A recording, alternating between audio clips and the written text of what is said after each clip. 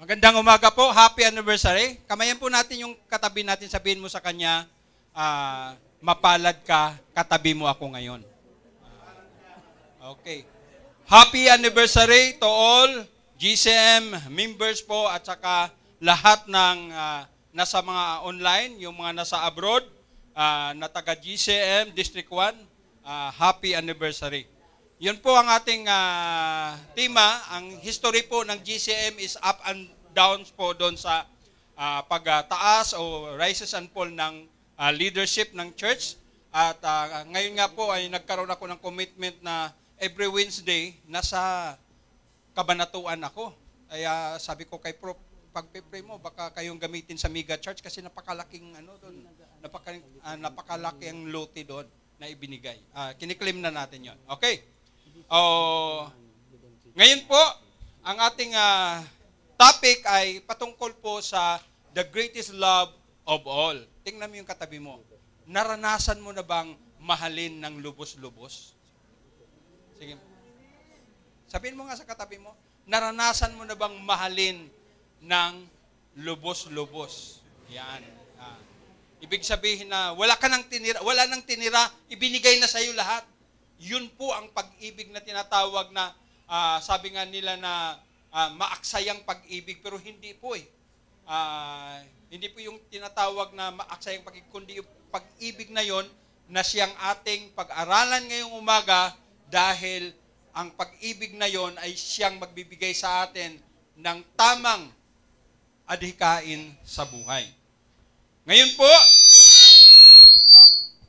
ika-19th anniversary ng GCM ministry sa District 1. Nagsimula po ito. Sino po nga ang mayroon po akong konting quiz po na mananalo po kayo dito na kung alam nyo kung yung kailan po yung first service ng GCM District 1. Kung talagang kayo ay talagang taga GCM District 1, alam nyo yung first service.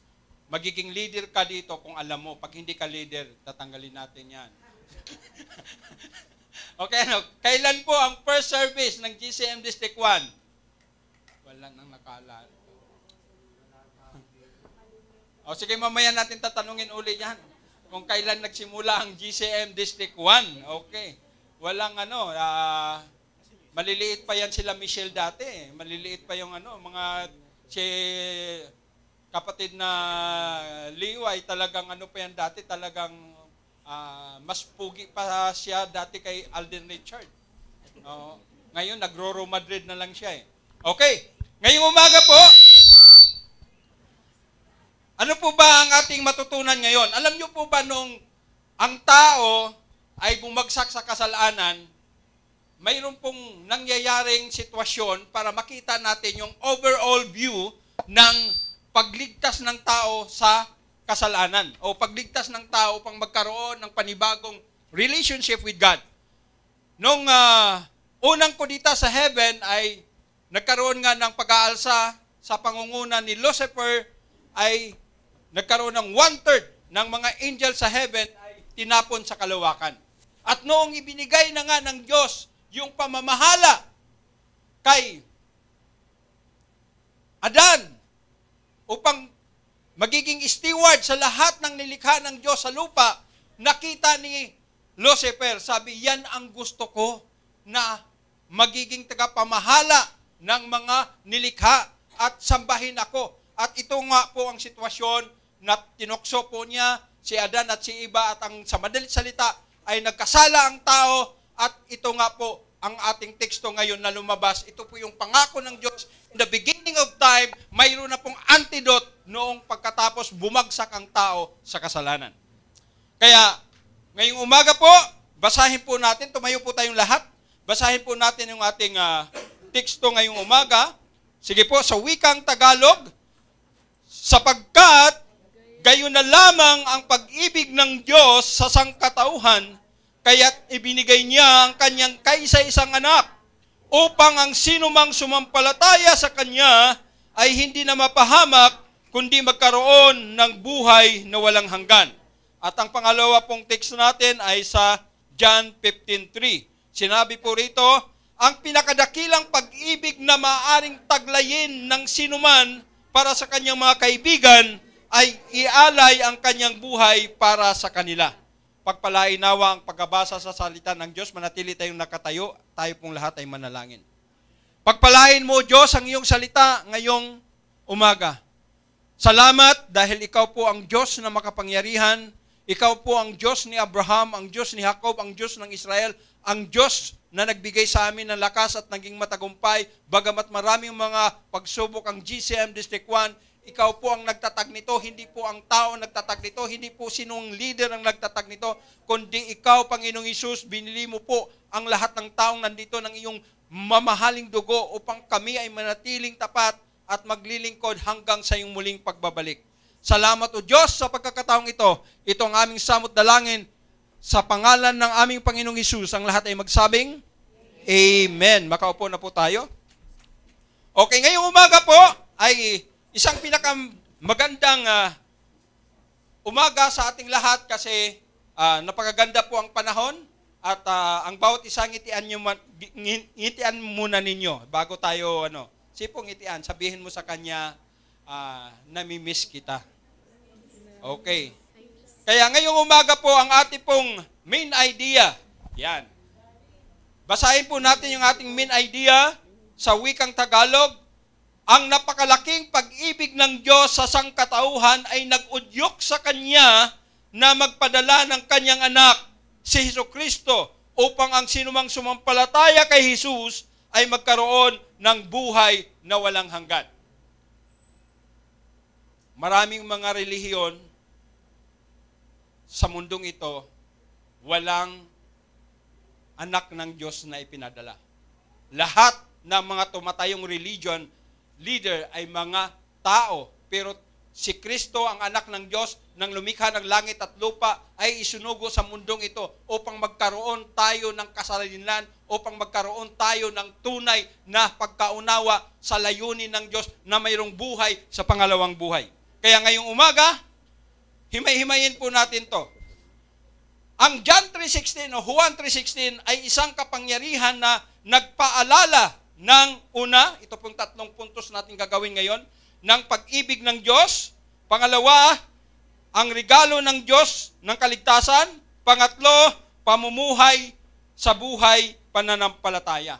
Yun po ang ating pag-aaralan natin ngayong umaga. Hawakan mo yung katabi mo, hawakan mo nga yung katabi mo, sabihin mo sa kanya, nakahanda ka na ba? Ngayong umaga po, bigyan natin ng pansin ang una, ang pag-ibig ng Diyos. Lahat tayo, maraming mga tao sa mundong ito, pahapyaw o mababaw ang kanilang pagkakilala sa pag-ibig ng Diyos. Ang pag-ibig ng Diyos ay ini-emphasize po na napakalawak, vastness of God's love for humanity. Sabi rito, our imperfection, our shortcoming, yung ating mga mga tamang gawain, yung ating hindi pagkaabot sa kaluwalhatian ng Diyos, pero nadoon pa rin yung pag-ibig. Tayong mga tao, di ba? Tingnan mo yung katabi mo. Tayong mga tao, pag nagkamali sa atin, reject na kagad. Di ba? Walang pangalawang pagkakataon. Pero dito, kahit marami tayong ginagawang pagkakamali, pinapakita ng Biblia na kahit anuman ang iyong ginagawa sa mundong ito, mahal ka ng Diyos. May layunin ng Diyos. Kaya nga, napakaganda ang sinabi sa Old Testament, di ba? Sa tiyan ka pa lang ng iyong ina, alam na ng Diyos kung ano ang magiging layunin mo. But because of sin, nagkakaroon ng another direction. Kaya nga nung natagpuan mo o naintindihan mo yung pag-ibig ng Diyos, ito po ngayon yung ating pag-aaralan. Sabi rito, gratitude for God's love. Pasasalamat sa pag-ibig ng Diyos. Paano po tayo magkaroon ng pasasalamat? It encourages us to appreciate the deep God's love and the sacrifice He made for us. Nakita natin yung malalim na pag-ibig at yung ginawa niyang sakripisyo. Biro mo naman yan, no? Di ba? Yung Diyos, nung after nang nagkasala si Adan at si Eva, ay nagsakripisyo dahil nais ng Diyos na yung kanyang unang plano ay magkaroon ng katuparan na ikaw at ako ay makasama sa kalangitan magpakailanman. Kaya nga, kung intindihin po natin itong pag-ibig ng Diyos, sabi rito, i-highlights po natin yung the gift of God, sabi rito, it's explained that God's love was expressed through sending His Son. Mahirap po. Tayo, di ba? Tayo yung pinakamamahal natin, iniingat-ingatan natin. Pero dito, pinapakita na ang pinakamamahal ng Diyos ibinigay sa'yo. Pinagkaloob sa'yo. Ibig sabihin na hindi nag-atubili ang Diyos na ipadala yung kanyang bugtong na anak na si Jesus. Tayo, di ba? Sa ating side, di ba? Ang hirap. Pag ibibigay natin sa iba, ang hirap. Pero pag sa ating sarili, makikita natin, ang bilis. Gumastos, ang bilis. Pero pag para sa Diyos, talagang ang hirap. Kasi yun po ang nature of sin na namumuhay sa atin. Kaya sa pamagitan ng pag-ibig ng Diyos, wakasan yung nature of sin na yan upang maintindihan natin na mayroong vastness of love of God na ating dapat intindihin. Kaya nga dito, ang pag-ibig ng Diyos ay napakalawak upang masakop ang lahat ng tao sa sanlibutan. Basahin natin ang 1 Timothy chapter 2, verse 4. Sabi niya, ibig niyang ang lahat ng tao ay maligtas at makaalam ng katotohanan ito. Kaya ngayong umaga po, sa 19th anniversary ng GCM, maintindihan natin, gaano ba ako kamahal ng Diyos? Ano ba ang kanyang sinakripisyo upang maintindihan ko, upang ako'y maalis doon sa kumunoy ng kasalanan, upang ako'y maalis sa makasariling pamaraan, upang ako'y makaalis doon sa kagustuhan ko na hindi kagustuhan ng Diyos. Kaya, ang sabi nga, ang mapapahamak ay malimit na nakalimutang salita ng talatang 16 sa John 3:16. Intindihin po natin ito. Napakaganda po dito. Hindi ito tumutukoy sa kamatayang pisikal, kundi sa nakakahilakbot na katotohanan na walang hanggang kaparusahan. Yung mayaman at si Lazaro, di ba? Kung ganun po, dahil napakainit yung aking kinalalagyan sa lugar na ito, papuntahin mo si Lazaro sa bahay ng aking ama dahil mayroon akong 5 kapatid. Gusto ko silang bibigyan ng babala upang ang aking naranasan sa kasalukuyan ay hindi nila maranasan. Yun po. Hindi po pa about the physical matter, kundi about yung magdurusa ka because you did not receive the gift of God, because you ignore the plan of God for you. Yun po ang isang katotohanan. Biro mo, ang sabi sa Matthew 20, verse 28, sabay-sabay nating basahin. Napaka talagang natatakot tayo dito. Huwag ninyong katakutan ang pumapatay ng katawan, ngunit hindi naman nakakapatay ng kaluluwa. Sa halip, ang katakutan ninyo ang Diyos na may kakayahang pumuksa ng katawan at kaluluwa sa impyerno. Yun ang nangyari sa mayaman because yung focus niya ay para sa kanyang sarili. Di ba? Kinakanta natin yan. Even the Catholic kanta, walang nabubuhay sa sarili lamang. Walang sinumang nabubuhay sa sarili lamang. Ibig sabihin, binibigyan na tayo ng pagkaintindi ng Diyos na itong kanyang pag-ibig, the vastness of love of God, ang pag-ibig ng Diyos sa humanity, yung sa katauhan, ay inaakap ka o niyayakap ka kahit hindi ka perfect. Kahit marami kang imperfection of your life, marami kang shortcoming sa buhay mo. Kaya nga, intindihin po natin ang pag-ibig ng Diyos. Hindi po ito tumutukoy sa physical, mamamatay ka lang, no. Kundi yung iyong kaluluwa ay parurusahan sa dagat-dagatang apoy at manggagalit ang iyong ipin ayon sa description ng Bible. Dapat ito yung maintindihan natin. Kaya nga may pag-ibig ang Diyos para bibigyan ka ng babala. Ayaw niya na mayroon kang masamang pagdaramdam sa Kanya. Pero kung alam mo yung katotohanan, pero ini-ignore mo pa rin ito nga yung kaparusahan na ibibigay sa iyo na araw at gabi. And ayon sa description ng Book of Isaiah, yung oo doon hindi mo namamatay, tumatago sa bibig mo, tumatago sa mata mo, sa ilong mo, sa lahat ng katawan mo para parusahan ka araw at gabi because you did not receive, you ignore the word of God. Kaya ngayong umaga po, bibigyan natin ito ng pansin. Pangalawa, ay yung gift of salvation. The main purpose is to show the immense love.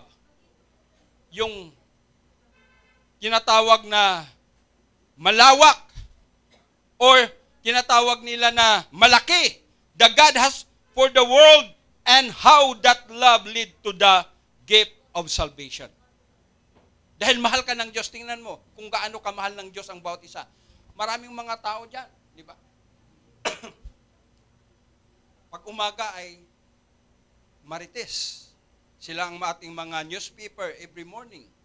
Di ba? Maraming mga tao na buti kagad ang hawak, pero mapalad ka, nandito ka because God tinawag ka.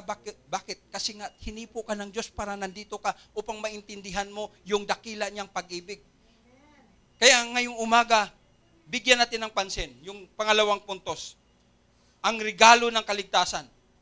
Kay through Jesus Christ, sabi nga ng ating babasahin natin, ibinigay ng Diyos ang kanyang anak sa cross bilang isang hain sa kasalanan, ang magbabayad sala at nagmula sa pusong na mapagmahal na Diyos ng Diyos, hindi ito isang bagay na ipinilit sa kanya. Bakit? Kasi nga, nung ibinigay si Jesus Christ, handa na po yung kanyang puso. Tayo, di ba, pag nagbigay, parang minsan hindi handa ang puso. Pero yung preparation nito, doon pa, nung time na bumagsak si Adan at saka si Eva, na ikaw babae, mayroon ng propesya. Nakahanda na ang puso ng Diyos upang iligtas ka, upang mahalin ka, ipadama sa iyo, upang makasama mo siya, magpawalang hanggan. Kasi dalawang sitwasyon na maranasan ng tao na magkaroon ng buhay na walang hanggan. Yung isa kaparusahan, yung isa sa piling ng Diyos na may kasiyahan magpakailanman. Mayroong forever. Kaya nga, dito ano po ba ang ating bigyan ng diin ngayong umaga? Kung ang sarili niyang anak ay hindi niya ipinagkait, sa halip ay ibinigay para sa ating lahat, hindi kaya niya ibibigay ang masagana sa ating lahat ng bagay ayon sa Roma. Minsan natatakot tayo. Kung ang kanyang anak nga ibinigay, yung pangkayang inumin, pagkain at pananamit, ang hindi niya kayang ibigay. Minsan nakapokus tayo sa ating pamaraan, pero yung pamamaraan ng Diyos, hindi natin tinitingnan, hindi natin binibigyan ng diin, na this is the way of God. Minsan yakap-yakap natin ang ating pamaraan kasi natatakot tayo, kasi hindi tayo omniscient, nandito lang yung ating pananaw. Pero ang Diyos nakikita, pag gawin mo ang aking pamaraan, hindi ka makaranas ng buhay na salat, buhay na naghihirap, kundi magkaroon ka ng buhay na masagana at kasiyasiya. Sabi ng John 10:10. Sabi nga ng Biblia, sabi rito, ito ang pag-ibig na hindi sa inibig natin ng Diyos, kundi tayo ay inibig niya at isinugo niya ang kanyang anak upang maging handog para mapatawad ang ating mga kasalanan. Pansinin natin. Katulad ko, dati. Ano ba naman yan? Bagong reliyon, kapakanta-kanta pa, born again pa yan. Ano ba? Di ba? Marami tayong mga sinasabi na hindi tama, pero nangangahulugan na yon na hindi mo naintindihan ang plano ng Diyos na mayroong kapahamakang darating. Mayroong nga akong nabasa sa Facebook, di ba? Bakit ang mga billionaires sa US ay mayroon na silang taguan na hinahanda? Mayroon ba silang alam na hindi natin alam na magkaroon ng tagunaw, magkaroon ng gugunawin ang mundo? Pero kung babasahin natin, di ba, sa Bible, kaya pala sila magtatago doon sa mga bunker nila dahil hindi nila kayang tingnan ang kaningningan ng pagdating ni Kristo. And this is the time na malapit ang dumating si Jesus Christ. Ano ang ginagawa natin? Kaya nga, nadyan na yung mga ibang mga form of digital broadcasting na ginagawa. Nadyan po yung TikTok, nadyan yung Reels, nadyan iba't iba para lahat ng tao, kasi lahat ng tao ngayon may cellphone. Lahat dito, titingnan ko, lahat dito may cellphone, di ba? Ibig sabihin, ito na yung form ng announcement ng Diyos na ang kanyang pagbabalik ay malapit na. Pero kung hindi natin alam yon, hindi natin naintindihan yon, i-ignore natin yon hanggang magugulat na lang tayo at makita natin tayo na kumakatok doon sa pinto katulad ng mga sinabi ni Kristo. Pagdating ng panahon, maraming kumakatik, Lord, papasokin mo ako, nagsisimba nga ako, Lord eh. Lord, nagpapalayas nga ako ng demonyo, Lord eh. Lord, ganito nga yung ginagawa ko. Sabi ni Jesus Christ, lumayas kayo magpagawa ng masama. Hindi ko kayo kilala. Bakit? Kasi, on and off yung life nila. Yung buhay nila, pupunta sila sa church, maglilingkod sila pag gusto nila. Paano naman ang kagustuhan ng Diyos to sustain His glory to everyone? Kaya nga mga magulang ko't kapatid, kung hindi natin maunawaan ang salita ng Diyos, magtatampo tayo sa mga tao. Pero kung naintindihan natin yung plan of God, the vastness of His plan, makikita mo, ikaw ay mayroong kusa na atin sa church, may kusa na maglilingkod sa Panginoon, may kusa because naintindihan mo yung pag-ibig ng Diyos na ginawa niya para sa iyo, para ikaw ay bigyan ng buhay na walang hanggan. It's not only buhay na walang hanggan, hindi lang kundi pinatawad ka sa kasalanan mo, hindi lang pinatawad ka sa kasalanan mo, kundi makasama ka niya sa kalangitan at makamayan mo lahat ng anghel, makamayan mo si Abraham, makamayan mo si Moises, makamayan mo si David, lahat ng mga biblical figures, makamayan mo lahat ng mga nakikita mo sa Biblia o nababasa mo. Amen. Alam mo, hindi natin nakikita yan.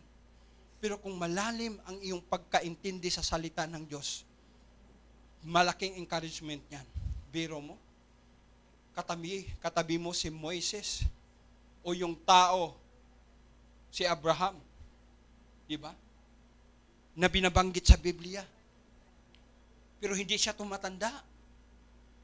Magkasing bata lang kayo pagdating sa langit. This is the promise of God. Doon sa mga tao na nagkaroon ng pagtanggap sa regalo ng kaligtasan. Kaya nga, ang sabi nga doon, the way of salvation, the verse revealed that believing in Jesus is the path to eternal life. Ito lang po yung daan para ang bawat tao ay magkaroon ng buhay na walang hanggan. Hindi Hinduism, hindi Muslim, hindi Buddhism, hindi iba't ibang relihiyon, kundi si Jesus Christ lang kasi walang ibang pangako na ibinigay ng Diyos sa buong sanlibutan. Walang binigay ang Muslim, walang binigay ang Hindu, walang binigay ang ibang relihiyon na magkaroon ka ng buhay na walang hanggan pag tinanggap mo si Kristo. Bakit? Kasi ang leader nila hindi naman nabuhay muli. Tanging si Jesus Christ lang ang nabuhay na magmuli upang ikaw ay magkaroon ng tunay na kaunawaan na you need Christ because Christ ay nabuhay siya at hindi namatay. Naniwala po ba kayo? Bakit ngayon, according to the research, ang daming mga Muslim sa iba't ibang lugar nagbalikan na sa Panginoon. Kasi nung pinag-aralan nila yung buhay ni Muhammad, puro hindi nila katanggap-tanggap. Yung kanyang life, bago siya naglingkod, marami siyang pinatay. Pero si Jesus, walang pinatay kahit isa. Lahat wala siyang itinaboy. Lahat tinanggap niya. Diba? Tingnan natin, anong klaseng leader ba yung ating sinasamba? Si Jesus Christ ay wala po siyang tinataboy. Bakit? Bakit walang tinataboy? Kasi mayroong judgment na nakalaan sa lahat ng tao na matitigas ang ulo. Mayroong right time na ibinigay ng Diyos.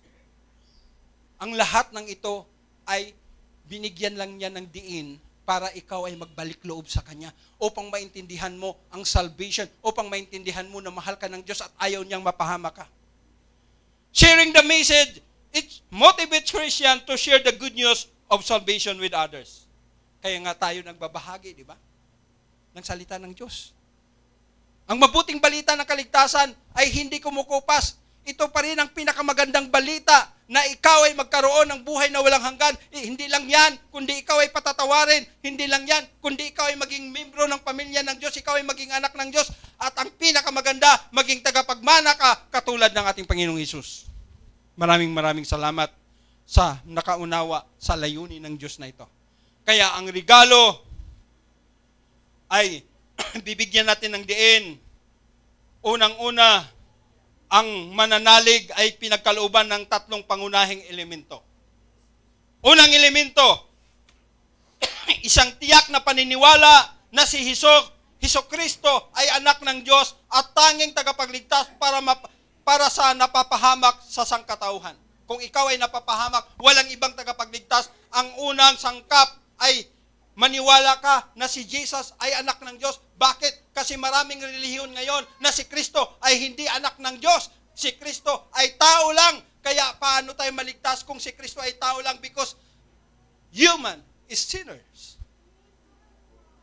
Kaya nga, itong unang sangkap, unang elemento, ay dapat maniwala ka na si Kristo lang ang tagapagligtas at siya ay naging anak ng Diyos. Pangalawa, may pagsuko sa pakikipagsamahan sa pagsunod kay Kristo. Diba? Kung basahin mo po yung Matthew chapter 15, 1:10, bahagi po ito ng kultura ng mga Hudyo na kailangan maghugas ng mga kamay bago kumain. Pero yung mga Pharisees, Sadducees at ibang mga high-ranking official ng mga Jewish sect ay pinuna nila yung mga alagad mo hindi naghuhugas ng kamay para kumain. Ang sabi naman ni Jesus Christ, pagbasahin mo yung portion na yan, kayo din binaliwala nyo dahil sa katuruan ninyo. Sabi niya yung kurban. Yung word na kurban kasi ay basta yung mga anak mo ay mangako lang, magbibigay ako sa simbahan, baliwala na niya yung pag-aalaga sa kanyang magulang. Mababaliwala na yung kanyang pagtulong sa kanyang magulang. Original text po ang sinabi ng Bible na pag ikaw, anak, ay tumulong sa magulang, hahaba ang buhay mo. Kung nagkikir ka sa magulang, hahaba ang buhay mo. Pero pinaliwala ito ng mga Sadducees, Pharisees kasi nakapokus sila doon sa kanilang matatanggap. Nagkaroon sila ng tinatawag na pamantayan na ginawa nila para kung ikaw ay magbibigay sa magulang mo, kung ikaw ay maglilingkod sa Diyos, kahit hindi mo naintindihin yung magulang mo. Tama ba yun? Kaya ito po, sabi ni Jesus Christ, kailangan mayroong pagsuko sa pakipagsasamahan sa pagsunod kay Kristo. Ano mang pinagisnan mo, ano mang paniwala mo, dapat isuko mo yan. Dahil pag hindi mo sinuko yan, aalipinin ka yan. Pagka naging alipin ka na, hindi mo nakilalanin si Kristo, magiging on and off yung buhay mo spiritual. Kaya hindi ka magagamit, hindi ka maging light and salt because you did not receive the clear foundation of your salvation. Isang lubos na katiyakan, pangatlong elemento, isang lubos na may katiyakang pagtitiwala kay Kristo na siya ay kapwa may kakayahan na nakalaan na dalhin ka sa iyong kasukdulang kaligtasan at sa pakikisama sa Diyos. Alam mo na si Kristo lang may kakayahan. Nailigtas ka. Katabi mo, tutulungan ka lang yan na makilala si Kristo. Kaya mayroon tayong discipleship making. Mayroon tayong follow-up. Tutulungan lang tayo. Pero si Kristo ay mayroong kakayahan na iligtas ka, alisin ka sa kumunoy ng pagiging alanganin. Alisin ka sa kumunoy ng pagiging tamad sa kalooban ng Diyos. Itong tatlong elemento nandiyan po ba sa atin? Dahil kung ang tatlong elementong ito nasa atin, kahit walang pumapansin sa inyo sa church, kusa kang maglilingkod because you did not focus your eyes on the things on this world. Hindi ka nakapokus. Bakit? Saan ka nakapokus? Kay Kristo. Siya magbibigay sa iyo ng gantimpala in the future eh. Hindi naman yung katabi mo, hindi naman yung leader ng church. Di ba? Kaya kung ang tayo naglilingkod, nakatuon tayo sa appreciation ng iba, palakpak sa iba. No, hindi mo naintindihan na ang pinaka-the best na mag-appreciate sa ginawa mo ay ang langit, ang ating Panginoong Hesukristo, ang mga anghel sa langit. Di ba? Itong talatang ito lang ang nagsasabi na nagre-rejoice ang lahat ng anghel sa langit. pag ang isang kaluluwa ay nakakilala kay Kristo. Ibig sabihin, mahalaga pala na ibahagi ko ang kaligtasan. Mahalaga pala na ibahagi ko mabuting balita ng kaligtasan. Dahil ito lang ang nagbibigay ng paglalarawan na pag tumanggap ang isang tao, naabot mo siya. Ang sabi, millions of angels in heaven na naging masaya. Bakit? Kasi may isang kaluluwa na nalilipat from darkness to His light. Kaya maintindihan po natin ang plano ng Diyos sa panampalataya upang matanggap natin ang regalo na buhay na walang hanggan. Pangatlo, sa John 3:16 has profound implication for how we live our lives. Paano ba tayo mamuhay? Bilang isang Kristiyano, hindi tayo nakatuon sa every 15, every 30 ng ating sweldo. Nakatuon tayo sa Panginoong Hesus. Kasi, sabi ko nga, marami. In my journey as a Christian, ang daming tao nakatingin sa walking by faith, not by faith. Ang dami, mga pastor. Diba? Nakatingin sila sa faith ng life nila na hindi sila mahirapan sa mga gastusin. But, remember, Christian life is living by faith alone. Kasi pag hindi ka namumuhay sa panampalataya, parang ini-ignore mo, Lord, hindi kita kailangan sa buhay ko. Hindi ko intindihin ang iyong pamamaraan. Pamamaraan ng Diyos na ikaw ay magtiwala sa Kanya. Pamamaraan ng Diyos na ikaw ay sumangguni sa Kanya. Pamamaraan ng Diyos na ikaw ay makipag-ugnay sa Kanya sa pamagitan ng iyong kahinaan, sa pamagitan ng iyong suliranin, sa pamagitan ng iba't ibang mga bagay na mayroon ka sa buhay mo. Kailangan makipag-ugnay ka sa Kanya dahil siyang nangako, hindi kita iiwan, hindi kita pabayaan kailanman. Yun po ang nais ng Diyos na maintindihan natin. Pag ikaw ay nakatingin sa iyong nakikita na mayroon ka, Apostle Paul, sinabi po niya, everything na mayroon ako ay kalugian. Makamtan ko lang si Kristo. Because this is the way of life. Living a life of faith, mamuhay sa buhay panampalataya. Kasi ito yung disenyo ng Diyos. Yung katabi mo, kaya mo bang baguhin yan?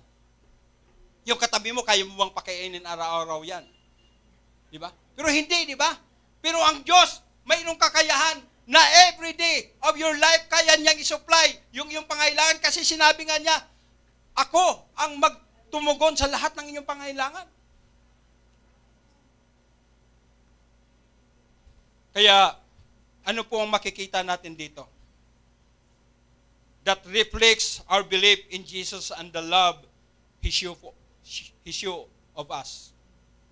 Pinapakita niya sa atin yung itong paniniwala na ito, na ang bawat mananampalataya ay dapat mamuhay na mayroong panampalataya. Ang panampalataya po kasi, di ba, nireceive mo si Christ. Hindi mo nakikita. Tapos sabihin mo, Lord, tinatanggap kita. Bakit? Kasi naniwala ka na itong Kristo na ito ang nagbayad ng kasalanan mo. Itong Kristo na ito ang magbibigay sa iyo ng buhay na masagana at kasiyang siya. Ang Kristo na ito ang siyang magbibigay sa iyo ng buhay na walang hanggan at kasiyahan sa piling ng Diyos magpakailanman. Kaya, hope for the future. It offers hope for eternal life to those who believe in Jesus. Pag ikaw ay may buhay na walang hanggan, sabihin mo sa katabi mo, immortal ka. Wala kang kamatayan. Di ba? Nandito ka ngayon, pero alam mo ba na ang gift na mayroon ka ngayon ay immortal. Hindi ka kailanman magagapi ng kamatayan kasi bubuhayin muli ka ng ating Panginoong Hesus. Ang sabi rito, sabay-sabay nating basahin, ang buhay na walang hanggan ay handog na pinagkaloob ng Diyos sa atin. Kapag tayo ay pinanganak na muli at walang hanggan ay hindi walang hanggan ay hindi lamang nagpapahayag din ito ng panghabang panahon, kundi nagpapahayag din ito ng uri ng pamumuhay, isang makalangit na uri ng pamumuhay, isang buhay na nagpapalaya sa atin mula sa kapangyarihan ng kasalanan at ni Satanas at nag-alis sa atin mula sa anumang panglupa upang makilala ang Diyos. Alam mo, mga magulang ko't kapatid, kung papansinin po natin ang sinasabi rito, naintindihan po ba natin na nung tinanggap natin ang regalo ng Diyos, ang sabi rito, tayo ay nangibang bayan lamang sa mundong ito. Tingnan mo yung mukha ng katabi mo. Parang foreigners, di ba? Sabi mo. Parang kang foreigners. Hindi ka taga Tondo. Ikaw ay taga Switzerland. Di ba? Kasi malapit sa langit yung mga ganung picture ng ng lugar, di ba? Okay. Sabi ng Roma chapter 1 verse 7, sapagkat sabi dito, sa magandang balita ay ipinakita kung paano itinutuwid ng Diyos ang kaugnayan ng tao sa Kanya. Ito ay sa pamagitan ng panampalataya buhat sa simula hanggang sa wakas. Tulad ng sinasabi ng kasulatan, ang itinuturing ng Diyos na matuwid ay sa pamagitan ng panampalataya ay mabubuhay. Like Abraham. Diba? Ang mga Kristiyano ay dapat ay mamuhay sa panampalataya. Kaya bakit ba, pag makarinig tayo ng balita, di ba? Nakarinig tayo ng balita, si ganito, ganyan, mayroong emergency, halika, pray tayo. Yan ang example ng living by faith. Halika, wala akong pagkain, pray tayo. Di ba? Si George Miller, di ba? Mayroon siyang 10,000 na mga inalagaang bata. Sabi niya, upo na kayong lahat. Kakain na ba? Wala pang pagkain eh. Basta umupo kayong lahat. Umupo. Magpe-pray tayo. Pagkatapos niyang mag-pray, may kumatok. Yung beaker, sabi niya, hindi ako pinatulog kagabi. Gusto ng Diyos na ipagbibig kayo, kaya ito po yung dala ko, mga tinapay. Mamayang kunti, may kumatok uli. Nasiraan po ako. Gatas po itong dala ko. Pag hindi po ito masisira lang, ibibigay ko na lang sa inyo. Ibig sabihin, nakikita po ba ninyo yung kakayanan ng Diyos kahit sa mga bagay na hindi natin kayang unawain, mayroong provision ng God dahil pinapakita niya sa iyo na He can supply all of your needs, all of our needs. Kaya mga magulang ko kapatid, ang panampalataya ay namumuhay sa panampalataya. Christ, or living by faith ang mga sumampalataya sa Kanya. Bakit pag may trabaho, di ba? Isa na yan, si engineer, di ba? Nagpipray. Pagpipray ko sa Panginoon. Yung aking desire. Mayroong mga pag-antala, pero alam ng Diyos na ito pa'y hindi pa napapanahon. Mayroong perfect timing si God na ibibigay niya sa'yo kung paano mo ma-enjoy yung binigay niya sa'yo dahil gusto niya na maunawaan mo nung ibinigay niya sa'yo. Hindi kagad-agad. Kasi hindi ka magtitiwala sa Kanya kung kagad-agad. Kaya, naintindihan po ba natin yung purpose ng living by faith?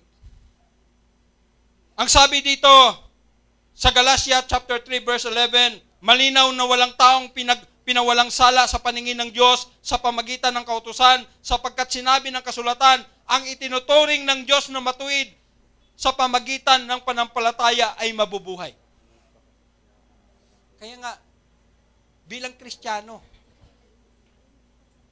naunawaan natin yung pag-ibig ng Diyos, naunawaan natin yung regalo ng Diyos, tinanggap natin yung regalo ng Diyos, kaya mamuhay tayo na mayroong panampalataya. Ito, ang sinabi ng 2 Corinthians 5:7, o Habakuk muna, 2:4, sabi niya, ito ang mensahe, ang hambog ay mabibigo sa kanyang pagmamataas, ngunit ang matuwid ay mabubuhay sa pamagitan ng kanyang panampalataya. Dito lang po inirecognize ng Diyos. Kasi wala pong mga mapagmataas sa langit. Wala pong mga mayayabang sa langit. Lahat ng nasa langit ay tingnan mo yung mukha ng katabi mo. Yan po ang mukha sa langit. Mapagpakumbaba. Ang sabi ng 2 Corinto 5:7, sapagkat namumuhay kami batay sa pananampalataya at hindi sa mga bagay na nakikita namin. Diba? Kaya nga sabi ng, ito yung memory verse ko, diba? Sabi nga ng Hebrews chapter 12 verse 2, sabi, focus your eyes on Jesus, the author and the perfecter of your faith. Kasi pag tiningnan natin yung ating kapwa, tiningnan natin ating leader, Katulad mo rin yan, tao. May pagkakataon na manghina. Kasi hindi pa tayo glorified body. Kaya, ngayong umaga, balikan natin yung 3 puntos. Naintindihan ba natin ang pag-ibig ng Diyos? Naintindihan ba natin ang regalo ng kaligtasan? At higit sa lahat, namuhay po ba tayo sa buhay ng panampalataya na kahit maraming pagsubok, maraming problema, maraming mga bagay na dumaraan sa ating buhay o dumarating, kaya-kaya nating iluhod sa Diyos at sabihin, Lord, ikaw po ang aking kakampi. Lord, ikaw po ang aking sponsor sa time na to. Minsan, hindi natin ina-activate yung ating faith.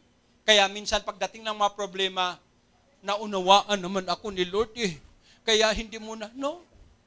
Hindi mo naunawaan ng Diyos kasi yung pamaraan mo ang ginagamit mo para mamuhay sa mundong ito. Gawin mo ang pamaraan ng Diyos para mamuhay sa mundong ito upang ikaw ay maging matagumpay. Because sinabi ni Kristo na pagtagumpayan ko na ang mundong ito, kaya humayo kayo, gawin niyo ang alagad ko ang lahat ng bansa. Kaya tayo naghihirap on and off ang ating Christian life because we are focusing doon sa mga bagay na hindi pamamaraan ng Diyos. Gawin natin ang pamamaraan ng Diyos. Sabi ko nga, ang hirap. Pero matagal ng panahon na overcome ko yung alak. Diba? Matagal ng panahon na overcome ko yung panigarilyo. Sugal. Pero hindi ko naranasan na mambababae. Yan. Kasi alam ko na pag ginawa mo yan, ako, ginagaya ko lang si Engineer Gador. Isang babae lang ang gusto niya. Si Darwin Villegas, yung ating professor, di ba? Si Claro Malonzo, di ba? Sino pa ba? Yung nakita ko yung love life ni Ronel, di ba? Talagang sinusundo dati si Hilda sa 4:30 service pa sa amin dati. Talagang, sabi ko, talagang na doon yung kanyang purpose na ikaw lang, wala nang iba. Yun din ang sabi ng Diyos sa iyo eh. Ikaw na, wala lang iba na bibigyan ko ng pribilehiyong ito. Kaya ang mga tao na sumunod sa kalooban ng Diyos, sa pamamaraan ng Diyos, ay magkaroon ng takatagumpayan. Kaya ngayong umaga, mga magulang ko't kapatid, gaano ba natin naintindihan ang John 3:16? Tayong lahat. Ang gagawin natin, i-memorize natin yung John 3:16 at hindi mundo ang ilagay mo, kundi yung pangalan mo. Naintindihan po ba natin? Sige po, sabihin po natin, gayon na lamang ang pag-ibig ng Diyos kay Peps. Kaya ibinigay niya ang kanyang bugtong na anak upang si Peps ay sumampalataya ay magkaroon ng buhay na walang hanggan. Sige po, exercise natin. Gayon na lamang ang pag-ibig, lagyan yung pangalan nyo kay Peps upang ang... Okay, baguhin mo natin. Mukhang nawala ako sa direction. Okay. Gayon na lamang ang pag-ibig ng Diyos kay Peps upang si Peps ay sumampalataya sa Kanya, si Peps ay hindi na mapahamak, kundi magkaroon ng buhay na walang hanggan. Tayo pong lahat ay yumuko at manalangin. Maraming salamat o Diyos sa umagang ito. Pagpalain mo po ang iyong salita. Huwag mo po kaming hayaan, Panginoon, na hindi namin maintindihan ang iyong pag-ibig, ang iyong regalo, at ang aming pamumuhay sa panampalataya. Salamat o Diyos sa liderato ng GCM District 1, sa pangunguna ni kapatid na Claro, Brother Bong, kapatid na Leo, Panginoon, at ang lahat ng COESL, Panginoon. Salamat dahil nakikita ko si Prof. Darwin, Panginoon, at si Michelle.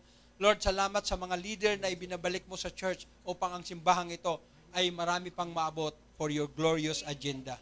Salamat o Diyos, ito ang aking samot dalangin. In Jesus' name we pray. Ang lahat ay magsabing, Amen.